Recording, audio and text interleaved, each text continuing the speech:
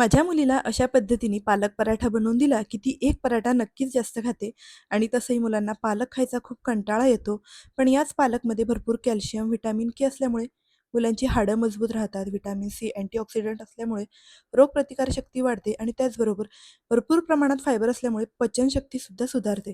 तर त्यासाठी आपण इथे पालक आणि पनीरचे क्यूब्स पाण्यात आपल्याला 5 मिनिटं शिजवून घ्यायचे आहे. त्यानंतर थंड झालं की मिक्सरच्या भांड्यात टाकायचे.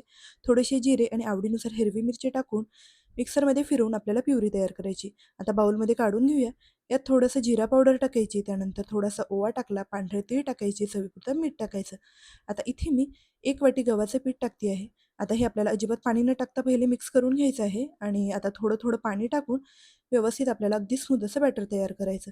म्हणजे यात अजिबात गुठळ्या वगैरे राहत नाही. तर बघू शकता परफेक्ट असं आपलं बॅटर तयार झालेलं आहे. तव्यावर तूप किंवा तेल लावायचं आणि आता आपल्याला हे बॅटर या तव्यावर स्प्रेड करून घ्यायचं आहे. दोन्ही साईडनी छान आलटून-पलटून भाजून घ्यायचं, भरपूर तूप लावायचं आणि बघू शकता मस्त आपले पालकचे पौष्टिक असे पराठे तयार आहेत. तर रेसिपी एकदा मुलांच्या टिफिनसाठी नक्की ट्राय करा.